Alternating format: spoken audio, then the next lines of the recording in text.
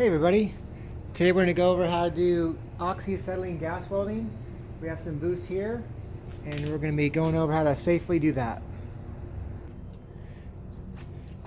This is a wire brush. First thing you want to do is go outside, get some used metal.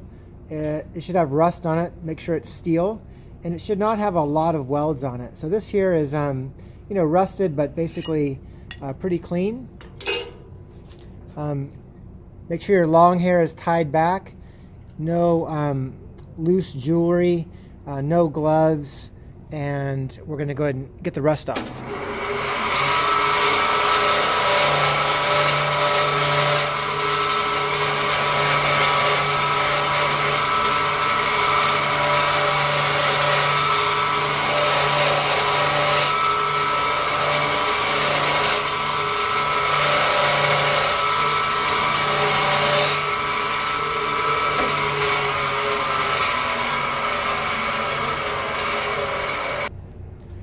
Okay, when you're at the welding booth here, here's the booth.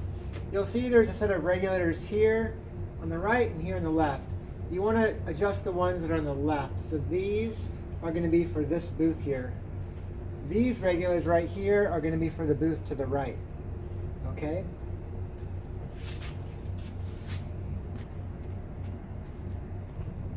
As a beginner, I'd like you to come into the booth with this sheet each day.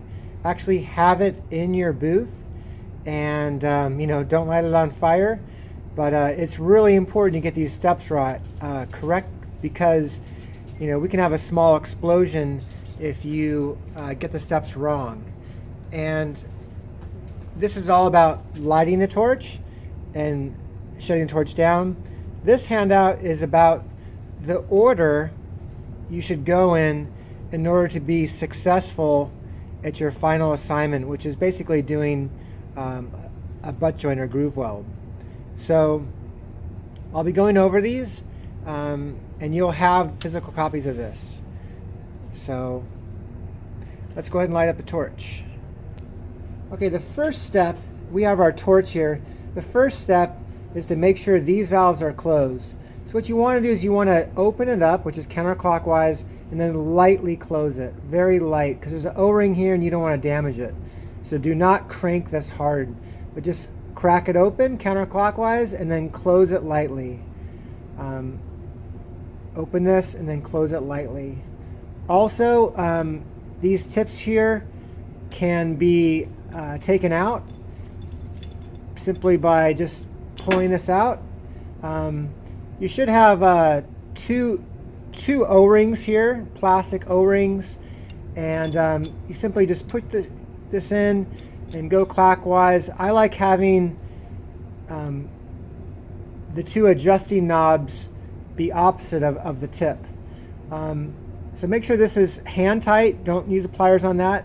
And then for what we're doing in class, right here it's hard to see, but it's going to say 203. All right, so that's the first step.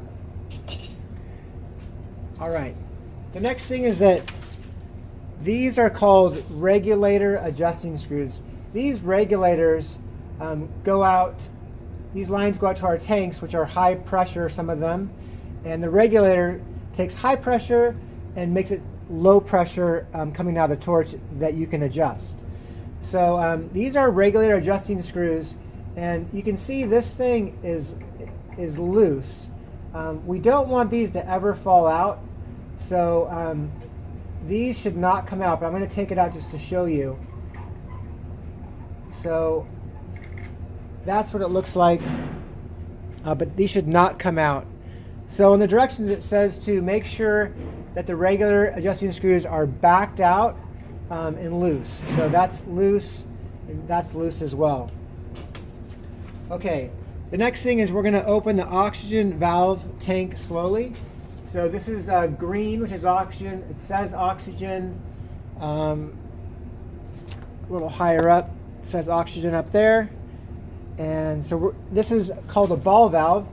Notice how the valve is perpendicular to this long line here. So when the handle is parallel with the pipe, it's open. So this is open. That's the next step. And then with the acetylene cylinder valve, which is outside, we normally open it up, you know, a quarter or a half turn or so, a small amount.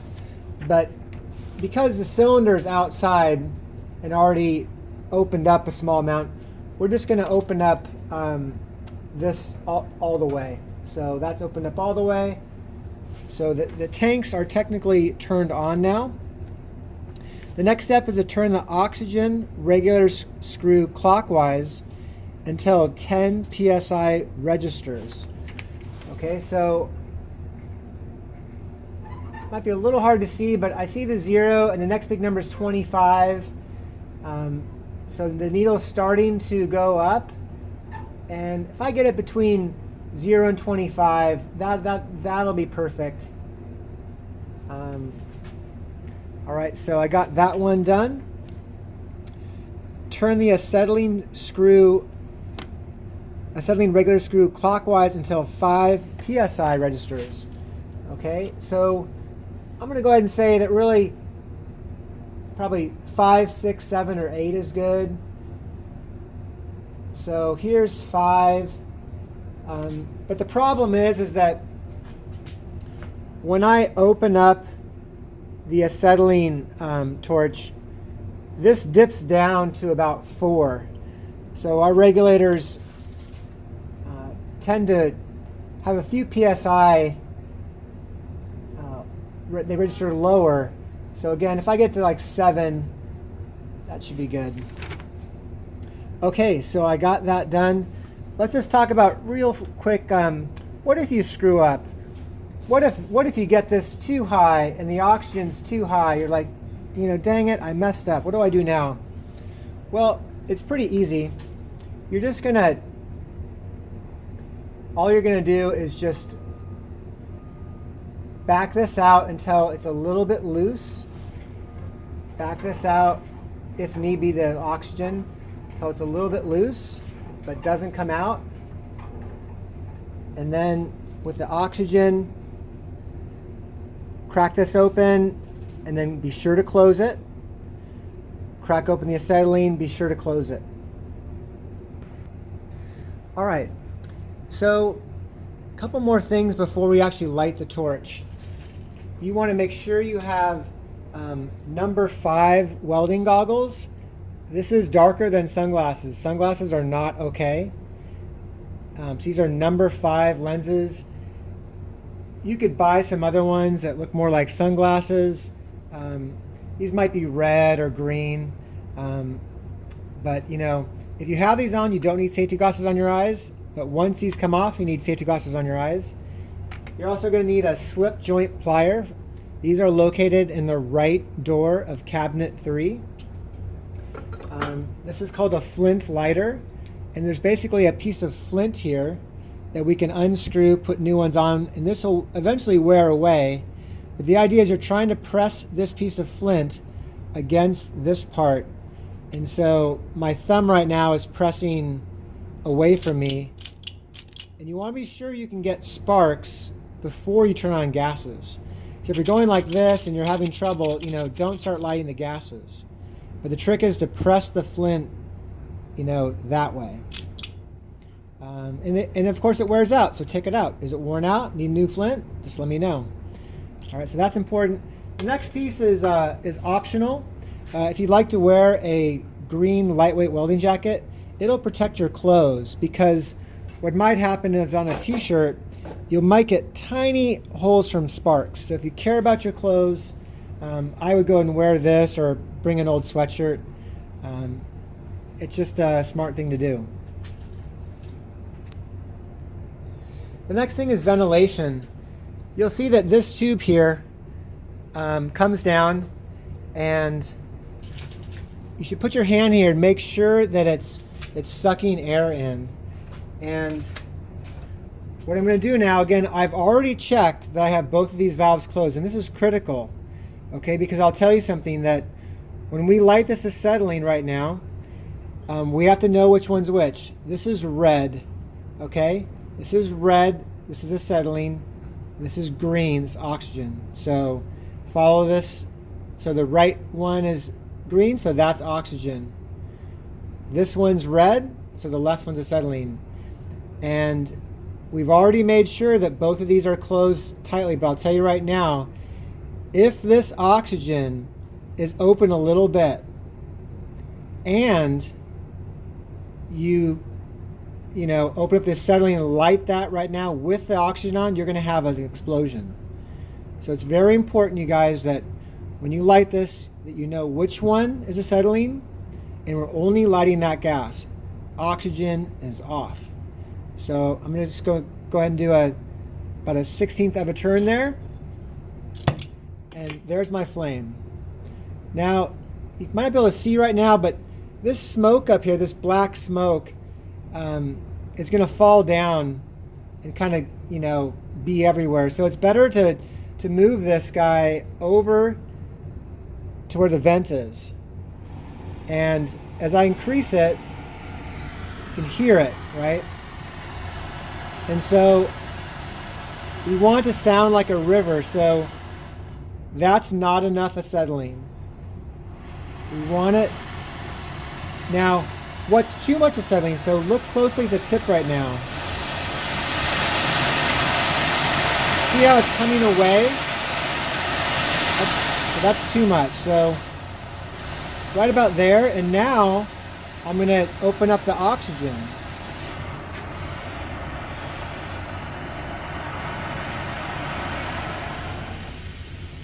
So more oxygen, and you can see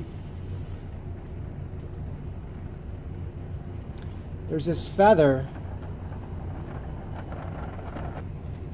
What you want to do with the oxygen is you want to increase oxygen until that feather you see comes in, and you stop right there.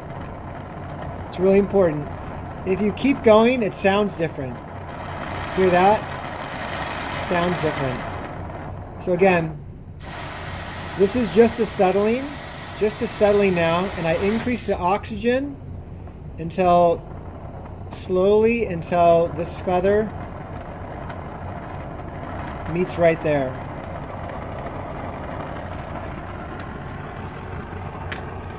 As far as closing it down, I'm going to completely close the acetylene torch valve clockwise. Completely close the oxygen torch valve clockwise. Close both the acetylene and oxygen tank valves.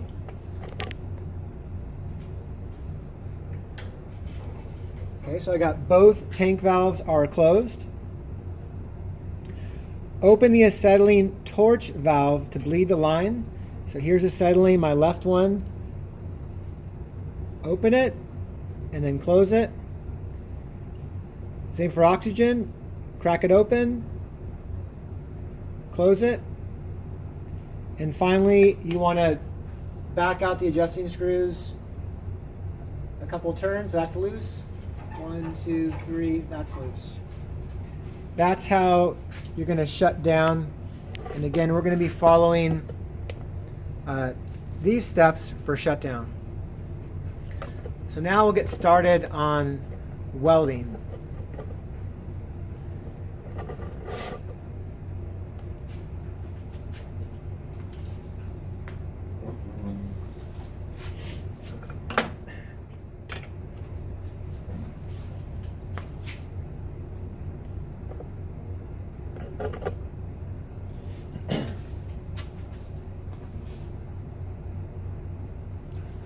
Okay, when it comes to welding, if your dominant hand is left hand, if your dominant hand is your left hand, you probably want to hold the torch body in your left hand. And likewise, if you're right-handed, hold it in your right hand. So that's the first thing is first. I'm left-handed, so I'm going to hold it in my left hand. Ideally, you'd learn to weld with both hands. The next thing is I'm going to loosen this up and just aim the copper tip so that it's pointing about 15 degrees down, so I can go down the line here and make sure that's tight. So it's really important here. with the metal here, you shouldn't have it here. You shouldn't have it really far away from you. You know, about with the brick seam here. And what you're going to do is just practice holding this with one hand. If you're kind of shaky, you could do two hands for right now, and you could just kind of practice this before the flame. Okay, practice this before the flame. Be mindful of any paper that's in your booth. So I'm going to go ahead and light this. So get my acetylene.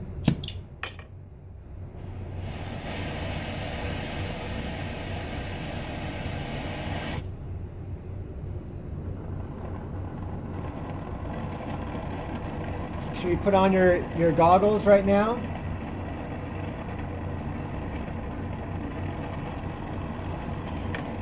And we're going to get the tip of the blue flame right on the metal, and I'm waiting for the metal to melt. I see it now. There's a shiny puddle, and I'm going to move the puddle down the line.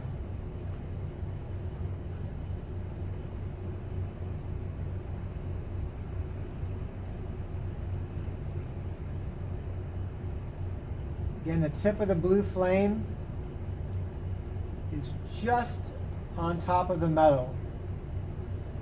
A beginner mistake is to have the tip of the blue flame be too far away, and then you end up putting more heat in your metal. Now the heat has nowhere to go now, so I have to pick up the pace a little bit faster. And faster, faster, faster, and I'm done. All right, now I want to emphasize how to get good fast. You know, once you do your first bead just with a molten, moving the molten puddle down the line, you do not want to stop. You want to simply just move this out of the way, and then put in your next piece of metal and do a second pass. Okay, that's pass number 2. You know, move this out of the way, or maybe move your first one back. And go ahead and get a third one there, okay? So you got 1, 2, 3, maybe do 4, but if you have a partner, okay, then go ahead and shut it off. Then your partner goes, their partner has has their own metal. These are yours. Okay, so then they go with their cold pieces, 1, 2, 3, 4, right? Then you guys switch. But it's going to take so long for you to get good and pass this assignment if you simply just do one thing, turn it off and take a break. I mean, it's going to take you weeks. So it's really important. You got to get seat time here, okay? We're trying to work towards using one hand, being really steady, all right? So I want to really emphasize that point. Okay.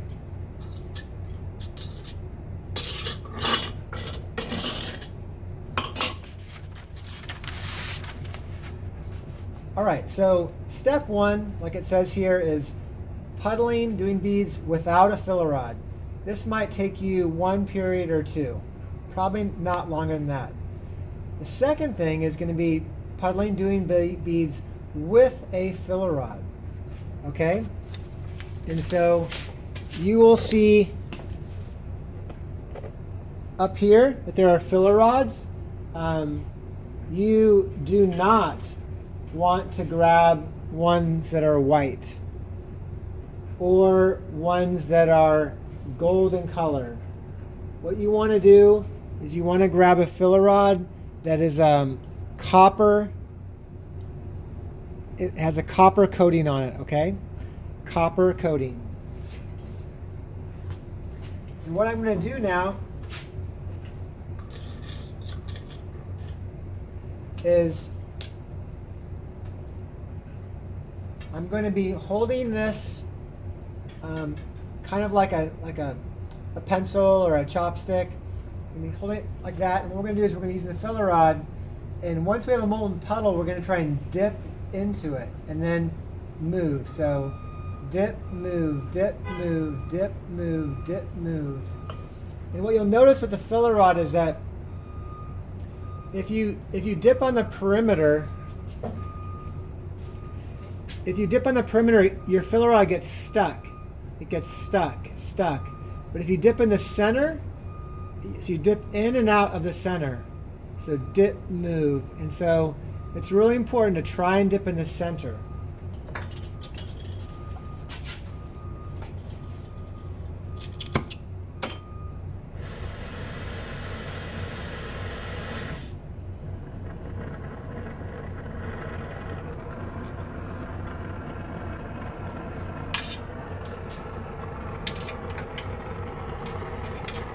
I can cut the filler rod in half with this.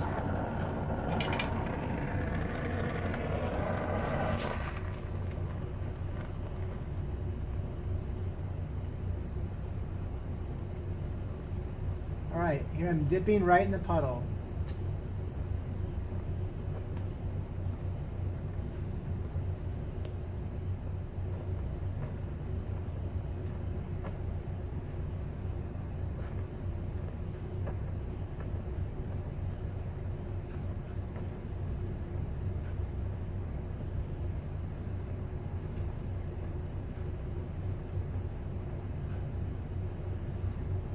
Dip, dip, dip, dip, dip, dip.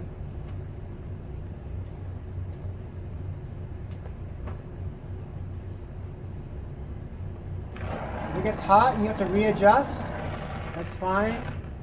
But start where you left off at.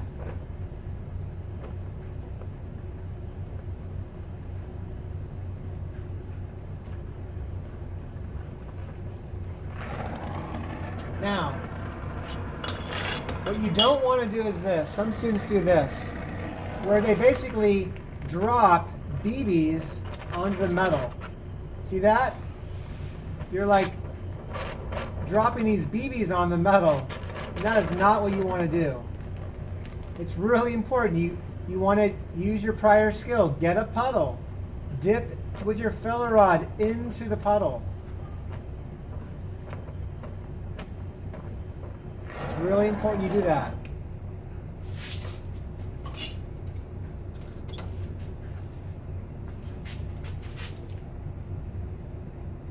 So that's what it should kind of look like. All right.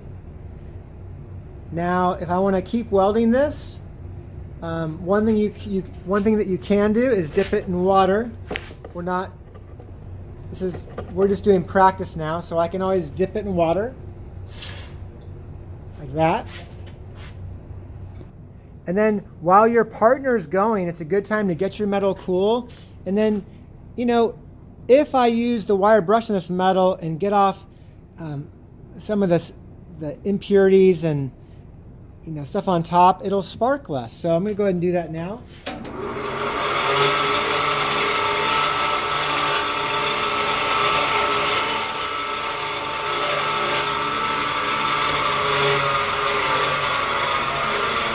And so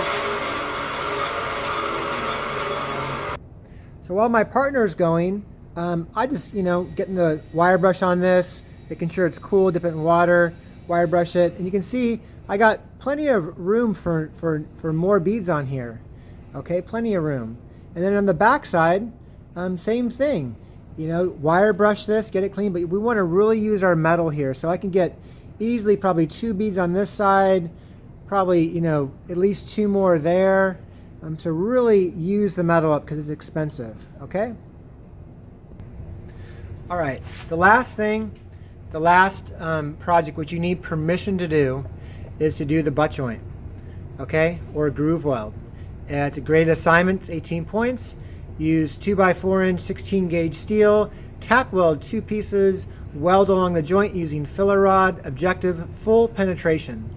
Okay, so again, do not do this until you have permission, and if you do it before that, you will probably lose points because you're going to be wasting too much metal. Okay, as far as getting penetration goes, before you tack it, it's wise to have a small gap. How big of a gap do you want? I would say if you had a gap as big as the filler rod, okay, if I had that much of a gap, this might be hard for you, and you might burn some holes in it. So I would say that your gap should be slightly smaller than the width of this 1/16 filler rod. That's my recommendation. But if you have no gap at all, you can still weld this. It's just that it takes more skill to penetrate the metal. Okay, as far as tack welding goes, what I'm going to do is I'm going to move the metal in a bit of a circle like this and wait till it has a little color there, and I'm going to try and melt a little filler rod there. So that's one tack. Now it might be on the other end because of that heat that your metal spread apart. So make sure that it's has the right gap that you want. So kind of circles both sides and then melt some filler rod on there. And we could even do a tack in the middle as well.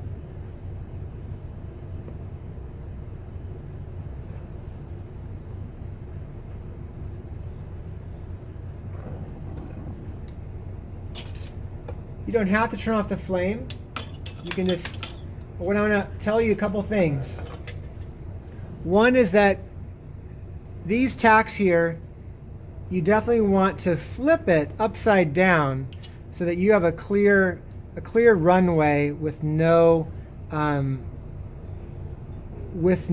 basically no bumps. These are not like, these are going to act like speed bumps for you.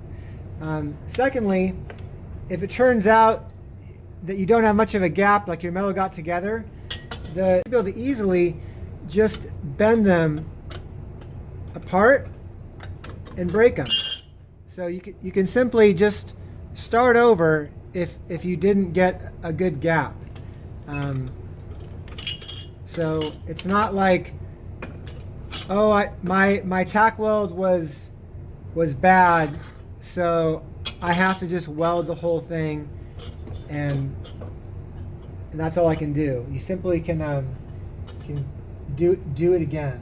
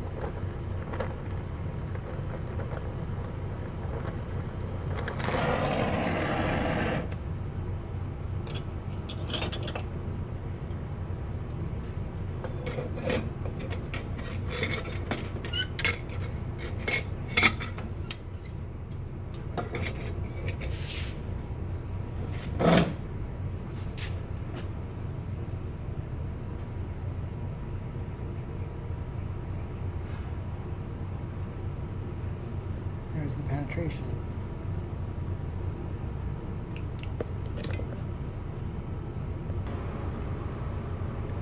All right, this is the top, and then the bottom,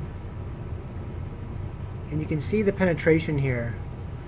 Now, if you don't have penetration the whole way through, you know, it can still be a good grade. Do not throw it out. You know, if you have 80% or more penetration as a beginner, I think that's really great for our first level class. But ideally, you know, you get 100%.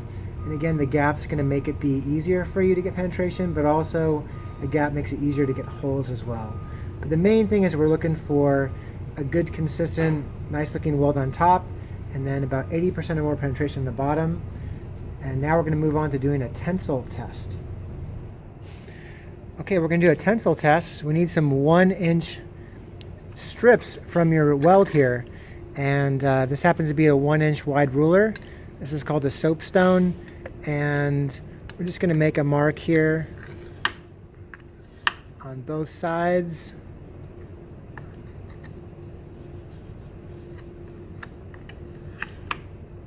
So that you can cut, and maybe we'll do another one on this side over here.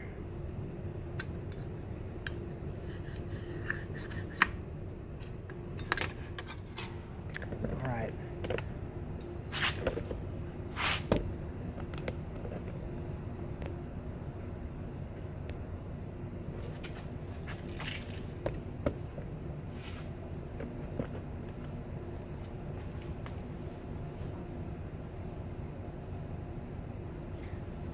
This is called our slitting shear.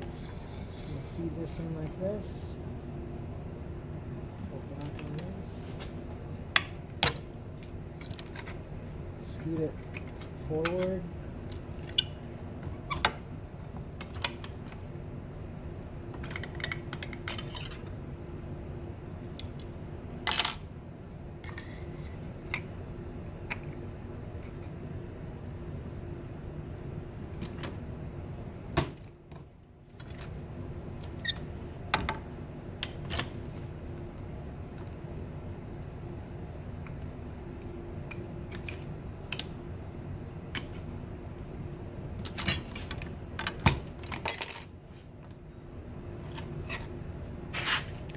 So I got a 1-inch strip here.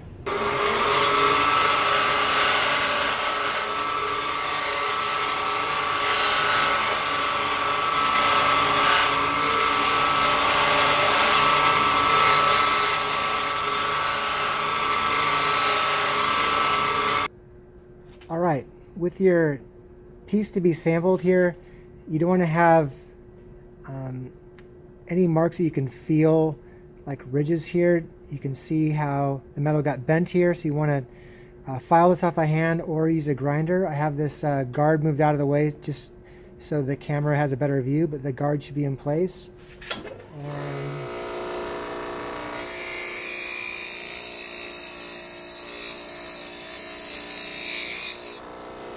so it's really important your fingers don't ever touch this.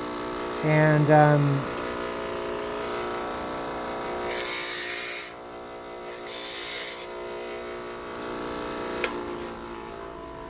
so once you have your 1-inch piece all prepped, we're going to move over to the tensile tester here. And this is our tensile testing machine. There should be a foot pedal on the ground, and this thing is going to activate it, and the machine has return, neutral, and test. And so return is going to bring these jaws together, and we're going to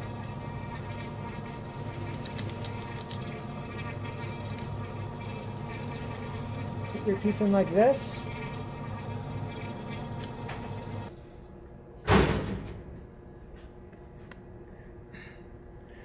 Okay, so once you have your piece about a 1/4 inch or more in this top jaw, a 1/4 inch more in this bottom jaw,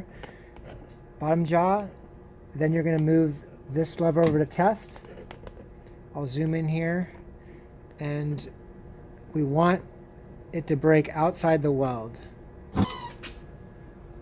Sometimes you have to apply a little bit of pressure on this handle going down just so it really grips the metal.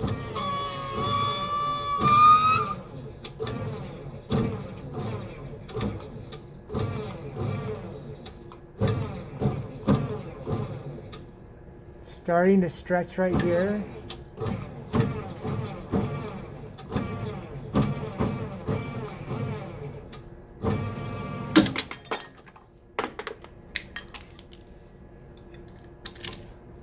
And so you can see that the weld broke here at the bottom, and if your weld would have been weak, it would have broke right at the joint. So this is a pass.